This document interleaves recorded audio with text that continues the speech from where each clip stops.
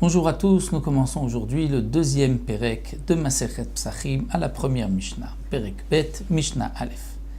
La Mishnah nous enseigne Kol Sha'a shemutar le'echol ma'achil. Kol Sha'a, toute heure, à tout moment, où il est permis de manger le chametz. Ma'achil, on pourra même donner ce chametz à en manger à qui? La Behema, la Chaya et la Ofot, à la bête sauvage, la bête domestique, la Behema, la bête sauvage et les oiseaux. Ou Mochol Enochi, on pourra même vendre ce chametz à un non-juif, c'est-à-dire, tant qu'on peut manger le chametz, on a le droit d'en profiter. Donc on pourra donner ce chametz à nos bêtes, ou même le vendre à un non-juif.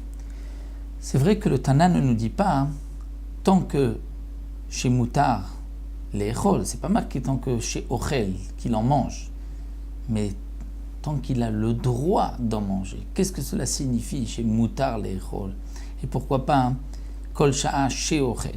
Alors le Barthénoura nous explique, c'est pour nous enseigner que notre Mishnah ici suit l'avis de Rabban Gamliel, c'est-à-dire à la suite de ce que nous avons vu dans le premier Perek. Nous avons vu toute une marloquette dans la 5e Mishnah, jusqu'à quand nous pouvons manger le chametz entre Rabbi Meir, Rabbi Yehuda et ensuite Rabban Gamliel. Et Rabban Gamliel nous avait dit que choulin, c'est-à-dire tout aliment profane, peut être mangé la 4e heure, comme nous l'avons vu. Donc on divise la journée en 12 heures. Donc les 4 premières heures de la journée, on peut manger du chametz choulin profane. La 5e heure, on ne pourra manger que de la terouma, d'après Rabban Gamliel. Et on devra brûler au début de la 6e heure. Puisque à la fin de la 6e heure, à Chatzot, au milieu de la journée, il y a une interdiction minatora de la Torah, comme nous l'avons vu.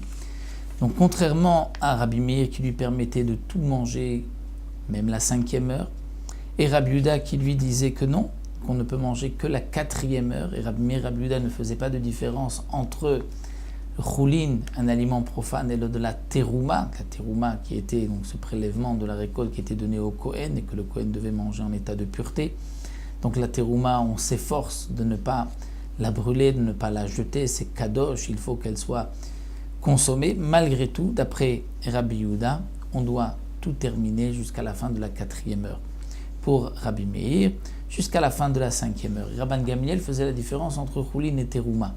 Choulin la 4e heure et terouma la 5e heure. Et ça, c'est ce que le Tana ici, qui est donc d'après Rabban Gamliel, cette nouvelle Mishnah, reprend en nous disant tant que chez Moutar, c'est-à-dire qu'on peut manger quoi? On peut manger la terouma. Eh bien, même ce qui n'est pas terouma pourra être vendu et on pourra en profiter. Donc le Tana Rabban Gamliel vient nous dire, tant que tu peux manger de la terouma, c'est-à-dire toute la 5e heure, tu peux vendre et profiter de ton chametz, même choulin, même profane. La Mishnah poursuit, Umutar ba'anato, et donc nous avons le droit d'en tirer profit toute la 5e heure, puisque ce n'est qu'à partir de la 6e heure que commence l'interdiction midi rabbanan d'ordre rabbinique des débuts de la 6e, et minatora de la Torah, c'est à la fin de la 6e heure à Chatzot. C'est-à-dire, comme nous l'avons vu, que l'interdiction de consommer le chametz, ce n'est pas seulement à partir du soir, donc du 15 Nissan, du soir du Seder de Pessah, mais même déjà dans l'après-midi, à partir de Chatzot, il y a une interdiction minatora d'en posséder et de le consommer. Et donc, là, le Tana vient nous dire, pendant toute la 4e heure et même la 5e heure où on peut manger de la terouma, tu pourras profiter de ton chametz. Avar zmano, une fois que le début de la 6e heure est arrivé, bien qu'il n'y a qu'une interdiction midi rabbanan, malgré tout, asur banato, nous avons l'interdiction d'en tirer profit. Au point même, nous rappelle le Barthénoura, que si un homme donnerait du chametz à une femme comme kiddushin, pour se marier avec elle, au lieu de lui donner une bague, il lui dira Ariat Mekudeshet par ce morceau de chametz, au début de la 6e heure, elle n'est pas Mekudeshet, elle ne sera pas mariée à cet homme-là, donc on va même annuler un mariage minatora, parce que les Chachamim m'ont dit qu'à partir de la 6e heure, le chametz est interdit et donc n'a plus aucune valeur, et pour se marier avec une femme, il faut lui donner une valeur.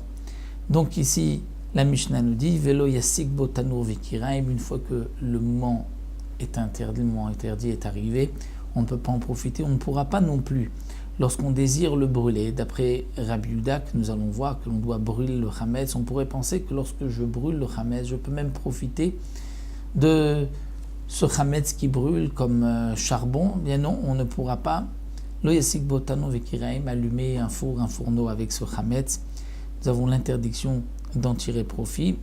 Et là, le Tana termine, Rabbi Yehuda Omer, en biu chametz la srefa, la fameuse marloquette entre Rabbi Yehuda et les chachamim. Comment doit-on, entre guillemets, se débarrasser ou annuler le chametz, l'anéantir de ce monde?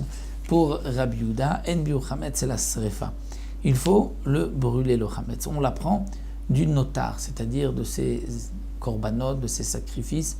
Nous avons un temps limite de consommation. Lorsqu'arrive le lever du matin, on ne peut plus le manger. Il y a une interdiction de notar et il doit être brûlé. Donc nous dit Rabbi Yehuda, pour le chametz, c'est la même chose, puisque le notar, il y a une interdiction de consommer, d'en tirer profit, et il y a même une punition de karet pour celui qui mangera du notar, et on doit le brûler. Donc de même pour le chametz, puisqu'il y a aussi une interdiction de karet. Mais les chachamim ne sont pas d'accord, ils nous disent af mefarer vezoré la ruach umatileyam. Pour les chachamim, on pourra même mefarer, c'est-à-dire émietter le chametz, vezoré, et le jeter la ruach au vent, c'est-à-dire que le vent l'emporte. Donc lorsque ce n'est que des miettes, le vent peut l'emporter. Omatileyam, ou bien on pourra le jeter dans la mer. Et donc là, on fait une différence dans le Yam HaMelach, c'est-à-dire si c'est à la mer morte, là, on n'a pas besoin d'émietter le chametz, mais si c'est dans une autre mer, il faudra d'abord mefarer l'émietter et ensuite donc le jeter à la mer, ou bien le jeter et que le vent l'emporte. Donc pour les chachamim, on n'est pas obligé de brûler le chametz pour l'enlever de notre domaine. On pourra aussi le jeter à la mer, mais pour Rabbi Yehuda, en biu chametz la srefa, le chametz ne sera brûlé ne sera anéanti, ne disparaîtra que par le feu. Il faut le brûler. Donc voici cette dernière marloquette entre Rabbi Yehuda et les chachamim. Nous nous retrouverons pour la Mishnah suivante la prochaine fois.